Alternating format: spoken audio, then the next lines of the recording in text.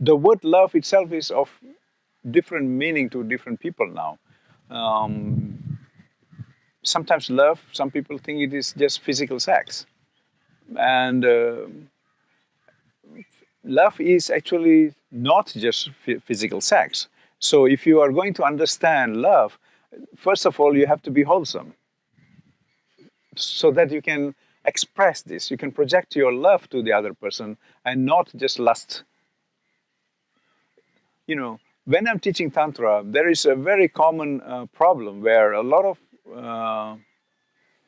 modern people, they don't understand love more than carnality. Carnality is just like appreciating the body. So their culture of body relationship, subject-object relationship has been so impressed, so imprinted in their unconscious that they are not able to actually allow a person into their life. It's very drastic. It's very frightening sometimes for me.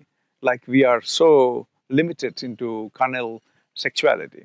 So how to get a wholesome idea of sexuality? That will become love. You have to accept, for number one, man has to accept a woman as a total being, not as just body.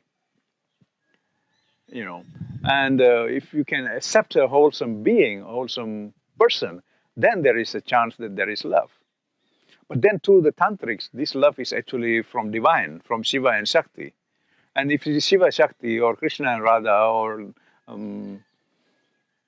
Kamadeva and Rati Devi or somebody, it is very divine. So you have to understand what is Shiva, what is Shakti, what is Radha, what is Krishna, what is Kamadeva.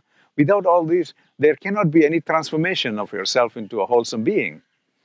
And without any transformation, how in the world can we accept to say love? It's just a play. It's a Gestalt psychological play. I project my own fears. So in the Tantras, we actually go through teaching a human being to get rid of fears. In the Buddhist Tantras, they call this the Chod practice. Chod, C-H-O-D.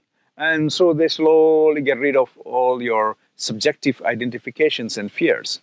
And in the Indic Tantras, the Shiva Tantras, or any one of the Tantra systems in India, we also do the same thing. You get rid of your subject, idea of subject. That's what I was saying, like when noumena and phenomena.